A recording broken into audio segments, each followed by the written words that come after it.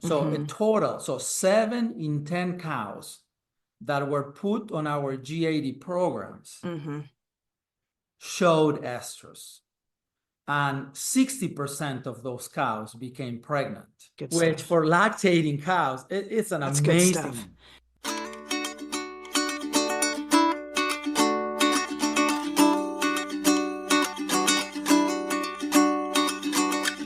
Welcome back, everyone, to the Dairy Science Digest. This is a podcast designed to bring the Journal of Dairy Science straight to the ears of dairy producers.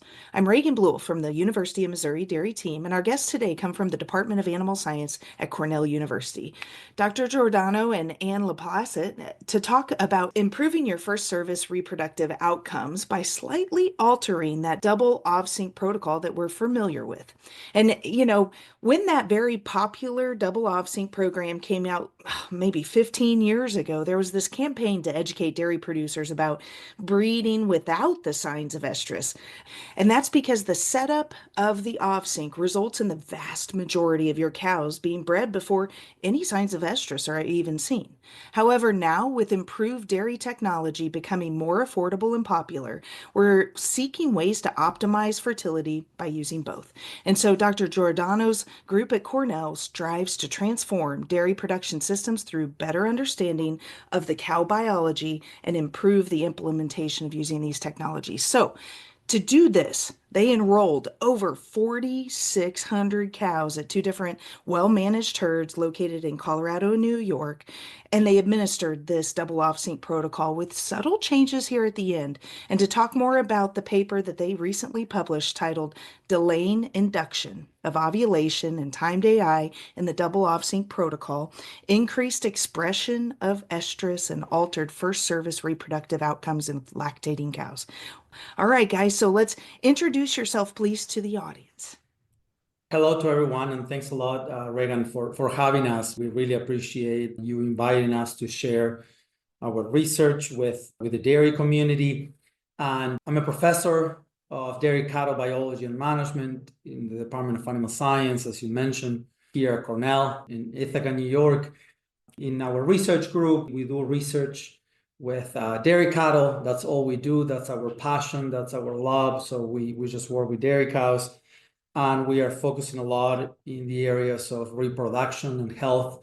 But above all, we are working a lot with technology, all different types of technologies that are either being developed and or are already commercially available for farms. And as you mentioned, we try to understand cows a little bit better. So we try to understand their biology, their physiology, and then try to develop novel management strategies to continue to improve herd management.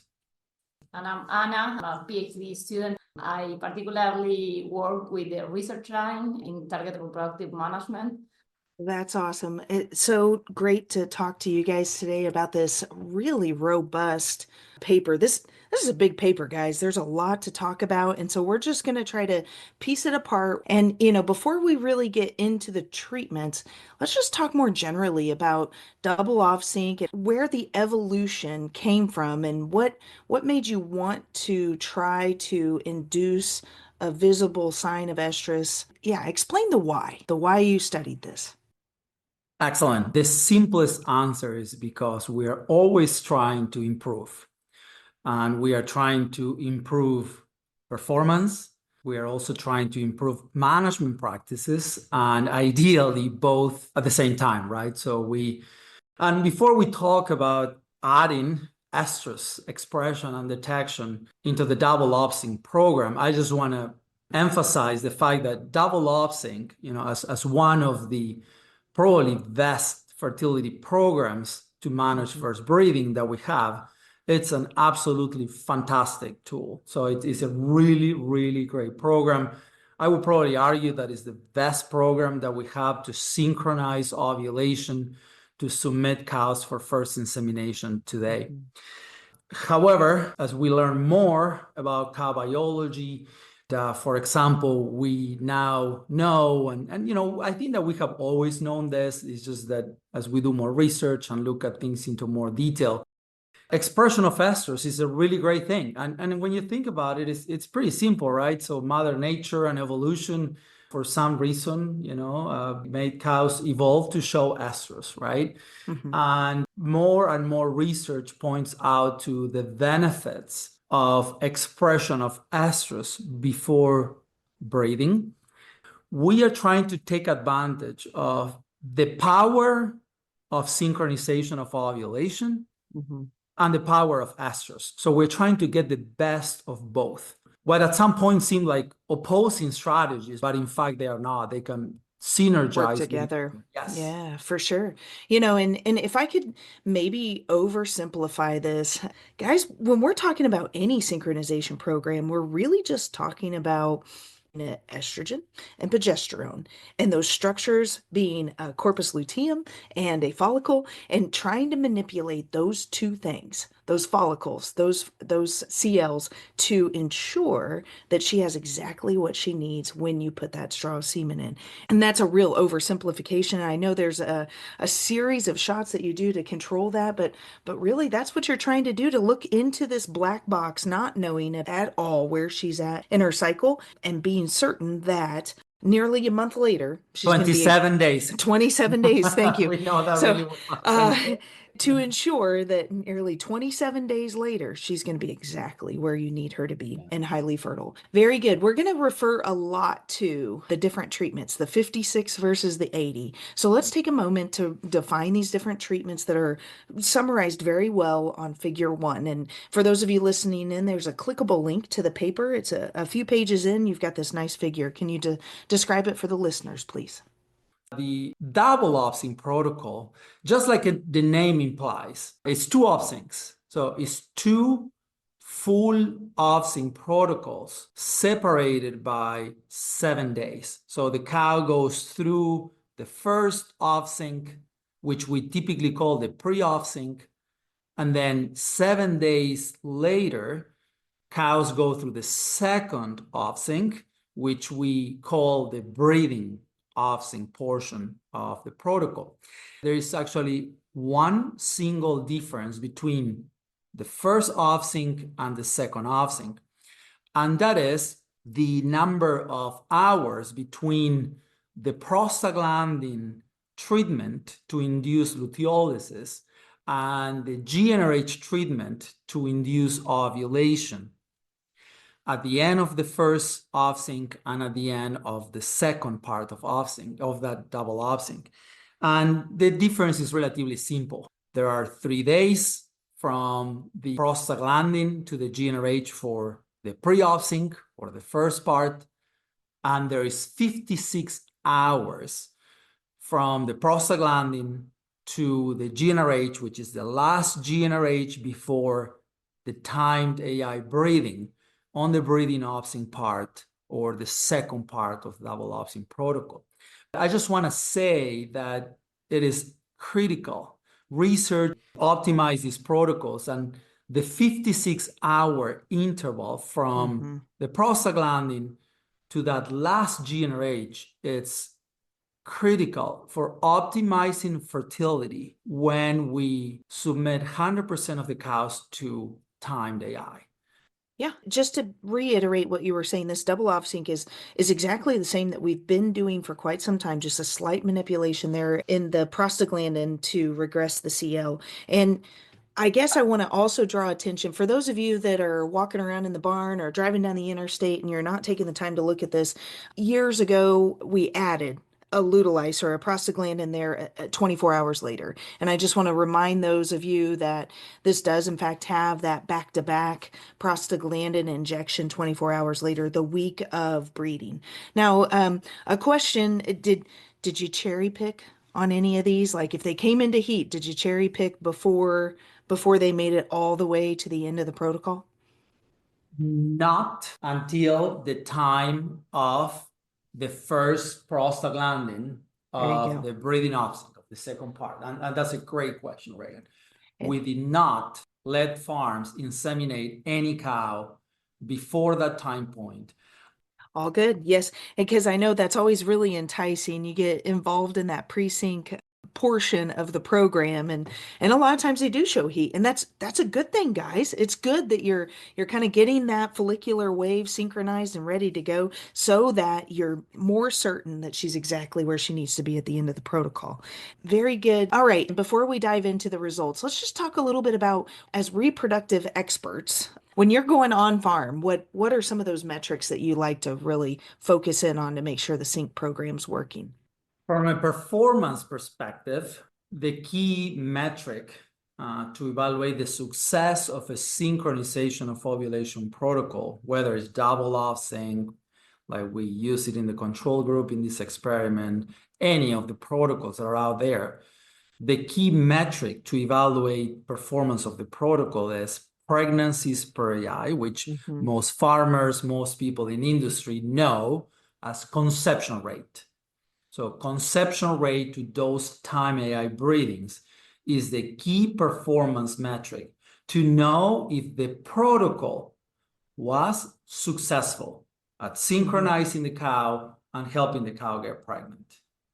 Yeah, so critically important and related to every single juncture of the production of the dairy cow, right? Because if she's getting pregnant in a timely fashion, she's spending more time in that more profitable phase of lactation. And so, guys, I know everyone listening here understands that that bovine beast is amazing, but if we can intricately change this reproductive protocol to ensure that she's doing exactly what she's supposed to do, isn't life just easier? She doesn't get fat, she freshens in just on time, and everything's perfect. So, all right, so as you were preparing these different groups of animals to be assigned to their treatments, in my mind, there's these different pools of animals. So at each farm, you broke it out by lactation or parity, and then you also looked at her productivity and kind of generally classified them as low, moderate, or high producing cows. And then you also tracked their health events. And then, of course, both farms had the automated systems. One was a pedometer for the leg, the other one was a collar. But either way, you're monitoring the estrus events and the activity of these animals and making management decisions based off of that. At the time of randomization, we took in consideration the parity group and the type of semen assigned for first service. Those were the two blocking factors that we took in consideration.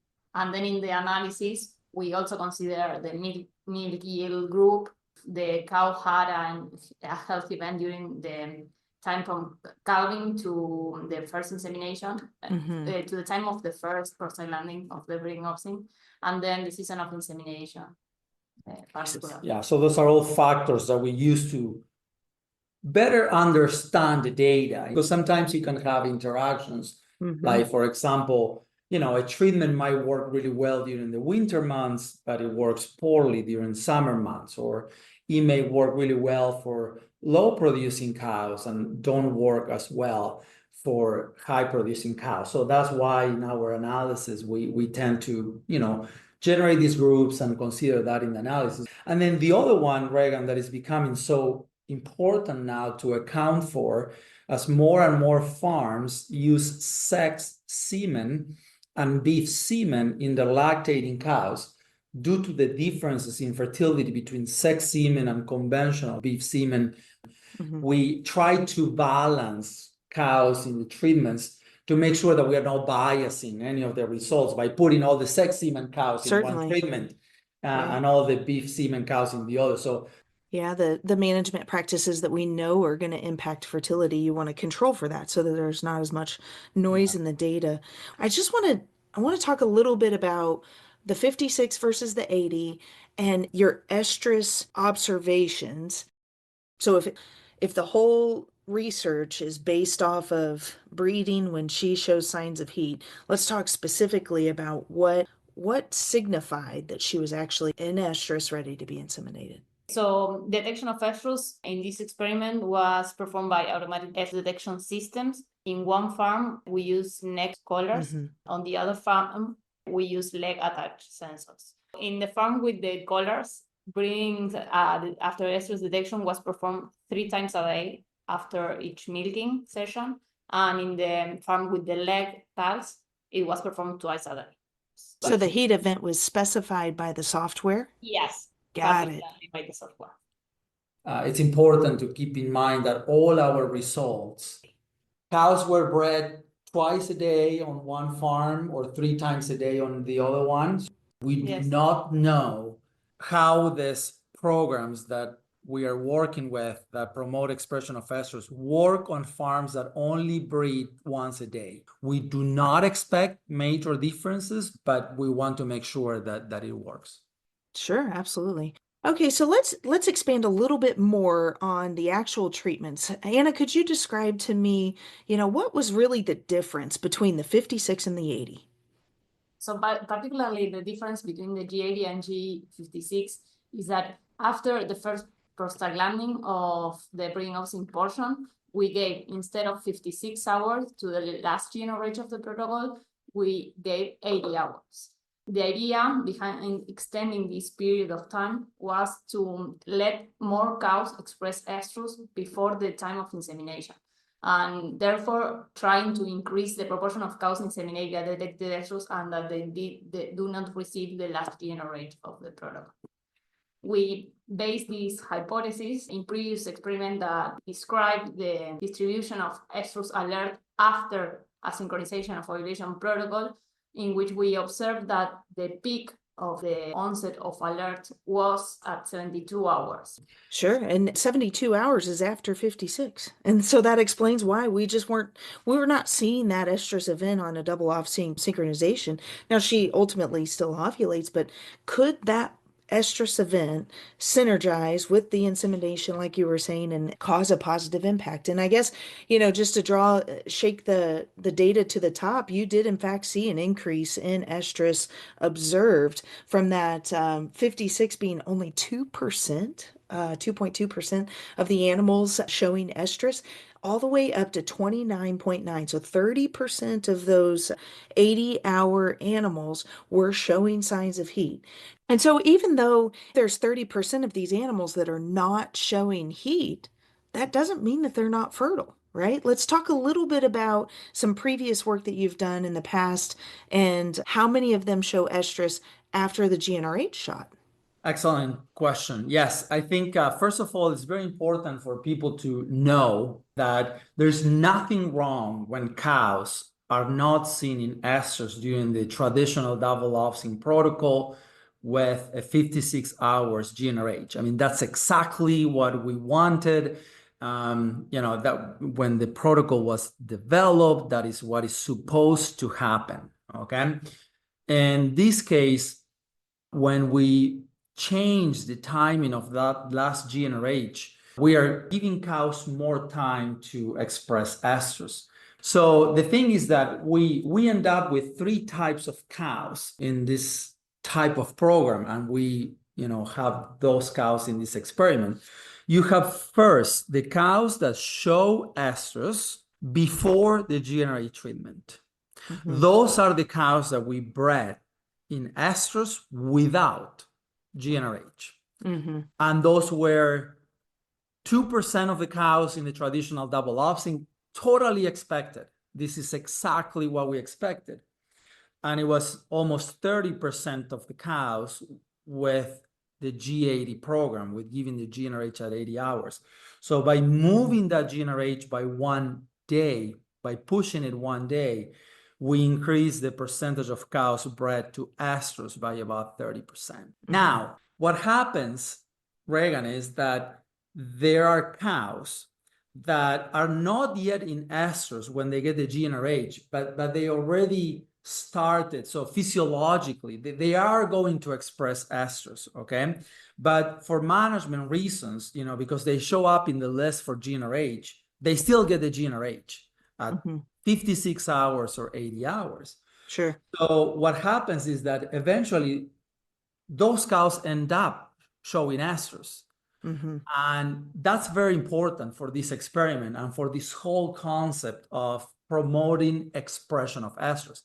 And it turns out that it's about 30 to 30% more cows mm-hmm. that will end up showing estrus. Just to simplify it for people, I think that they can think about it this way. There's 1/3 of the cows that shows estrus before the GnRH at 80 hours. Those are bred in estrus with GnRH. 1/3 of the cows gets the GnRH and shows estrus. And 1/3 of the cows get the GnRH and never show estrus. Now, let's talk a little bit about those Anestrus cows. I just was really impressed by the data collected that was actually getting quantifiable biological changes that are occurring inside the cow, and specifically focusing in on that table 5, looking at the number of cows with a CL. Right? The corpus luteum is your source of progesterone to support that fetus when she conceives at that timed AI.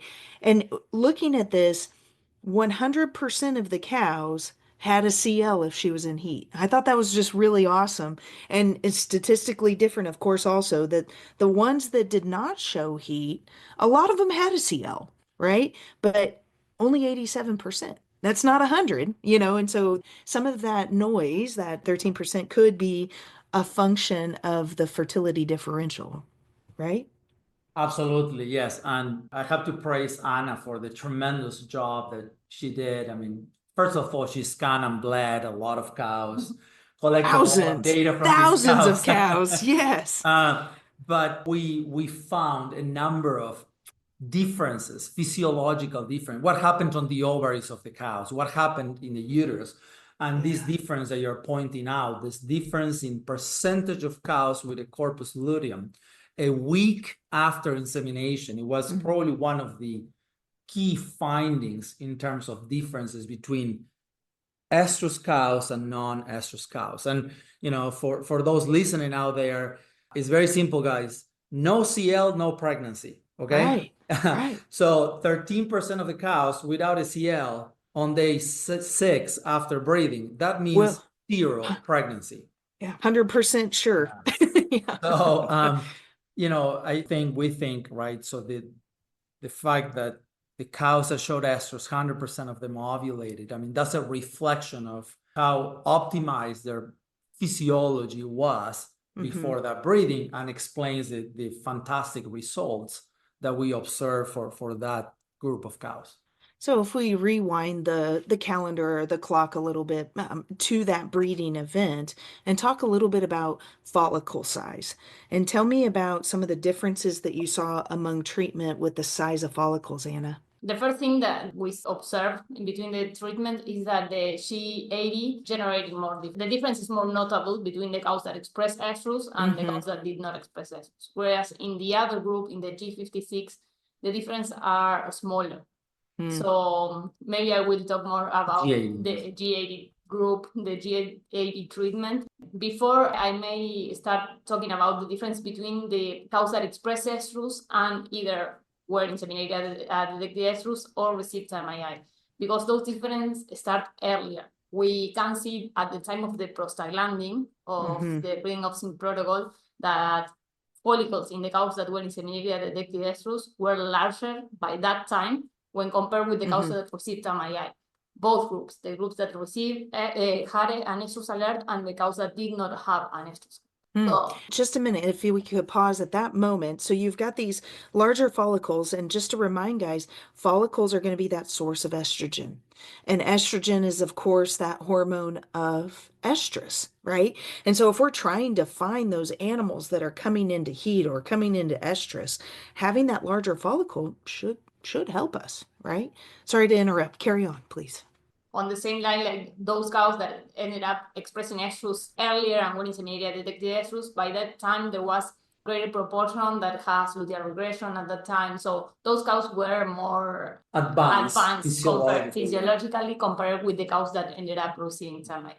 So we found an association basically between follicle size and first expression of estrus, yes or no, and then when cows express estrus. And the cows that express estrus from the prostaglandin to the GnRH had the largest follicles at the time of the prostaglandin and the GnRH.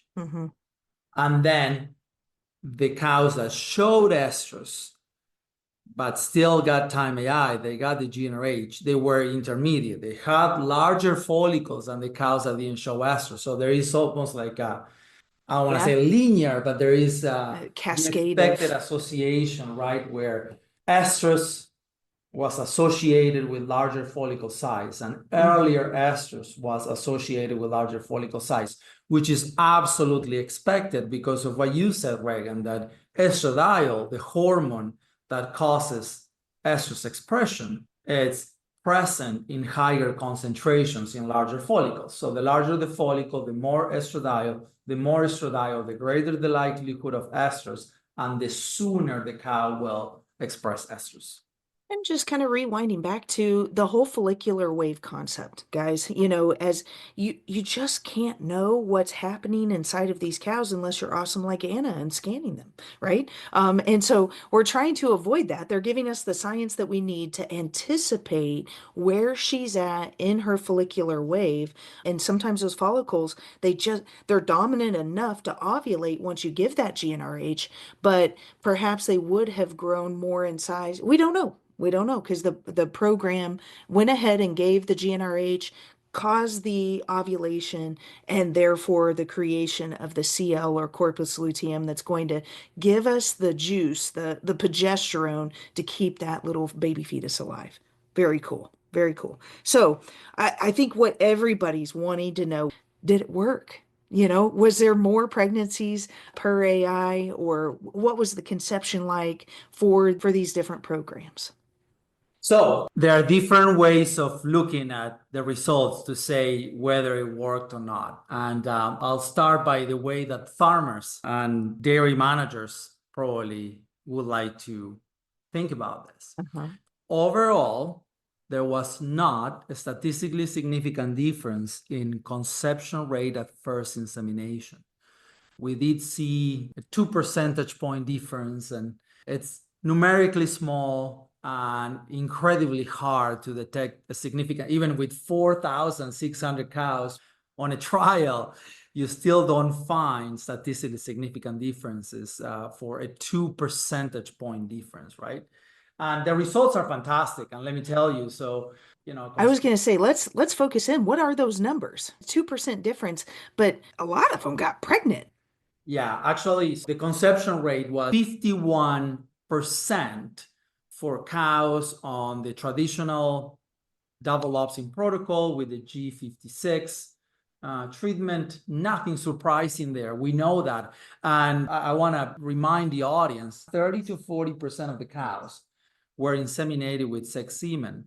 So those are fantastic numbers, right? So 51% conception rate. Absolutely. Our new treatment, so G80, was also amazing. I mean, like 53% conception rate. So it's a 2 percentage point gain, not statistically significant difference despite the large number of observations.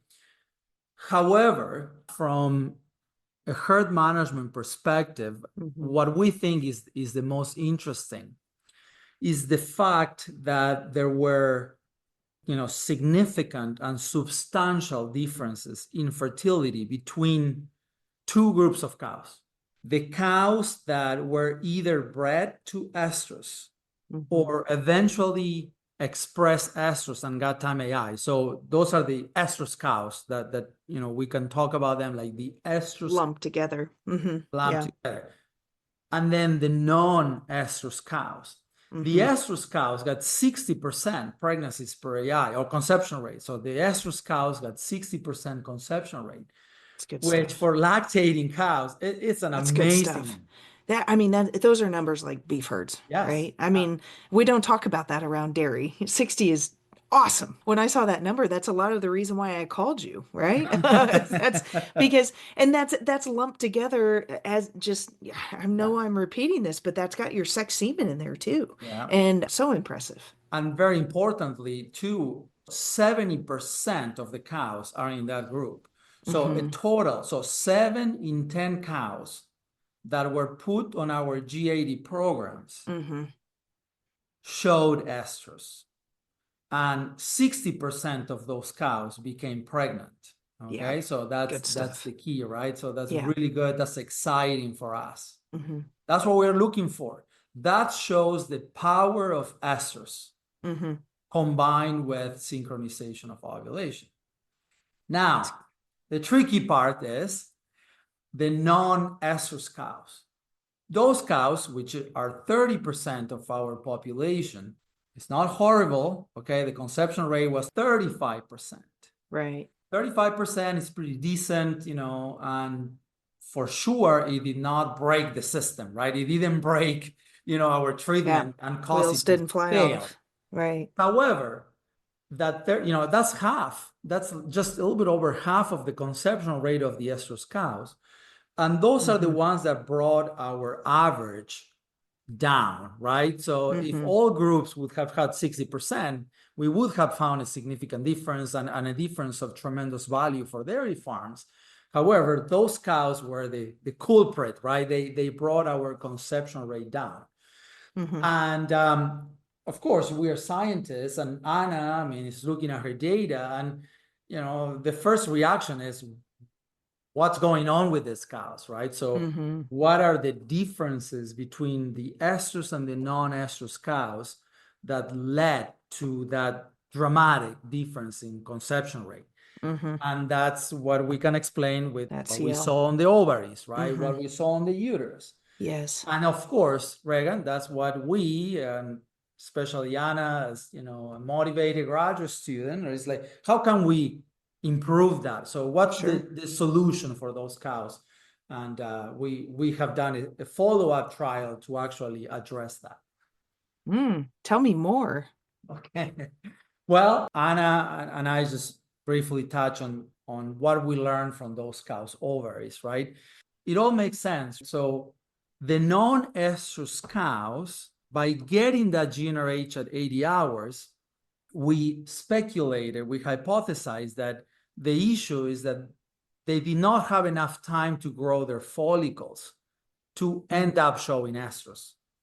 So the solution that we developed, actually, and you know, we have to mention our partners at Dairy Health and Management Services and the farm that we work with for this trial, who, you know, we all brainstorm and came up, because some of these ideas start getting a little bit crazy, right? And we have to ask farms, you know, are you willing to do this? Okay. Oh, sure. So what we did, Reagan, was to give cows even more time than 80 hours to show estrus.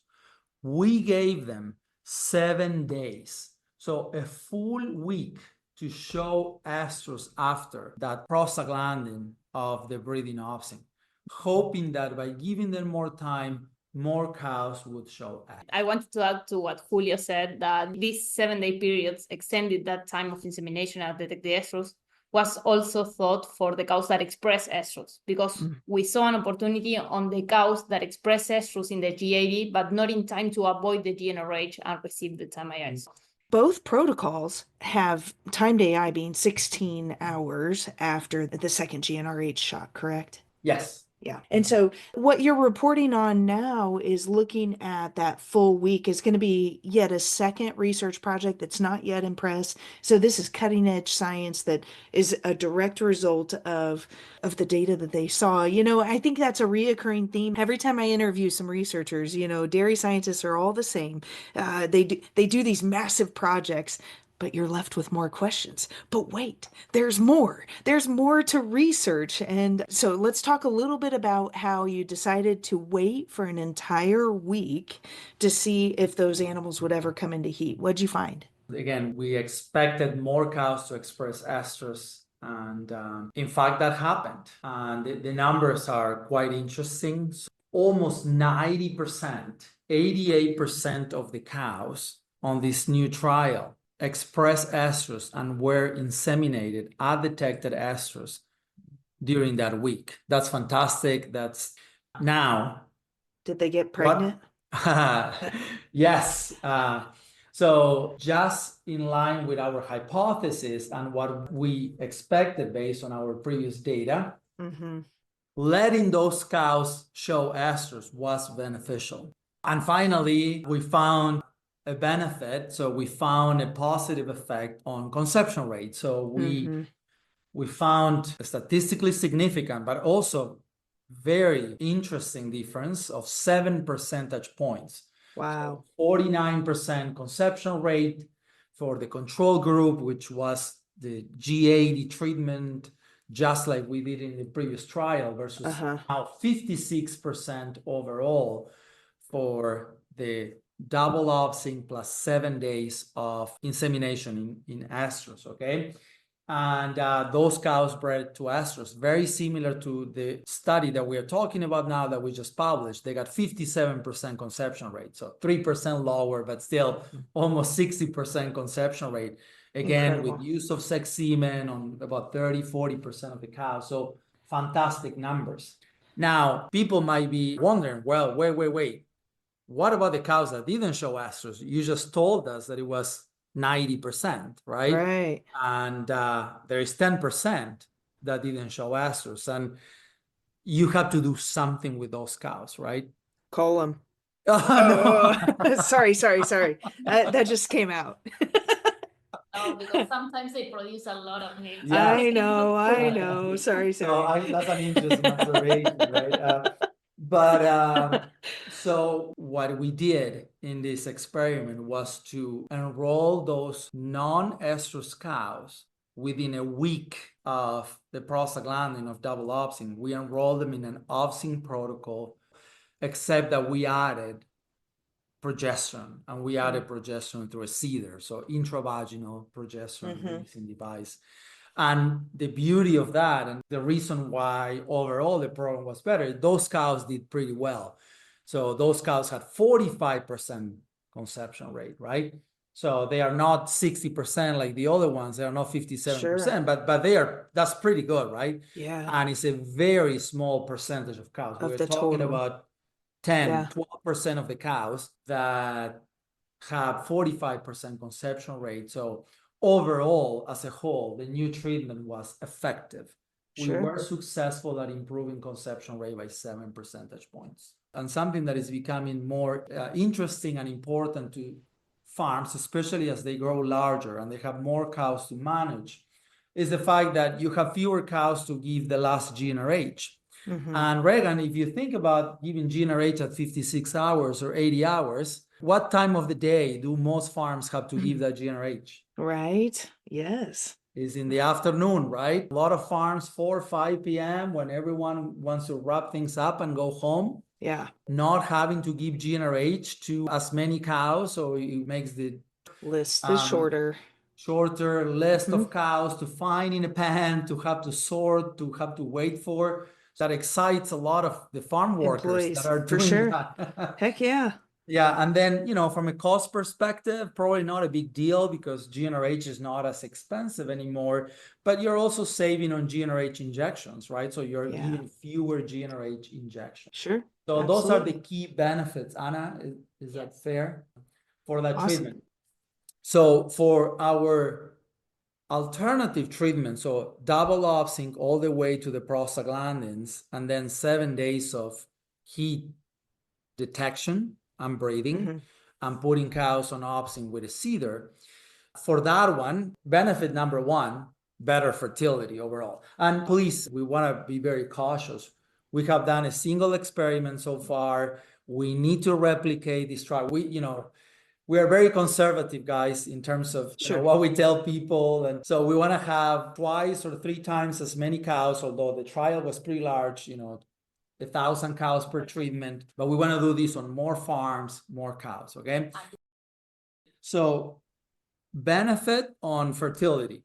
Number one, 7 percentage point gain, at least in one of our experiments. Then you still have the opportunity to identify high fertility and low fertility cows.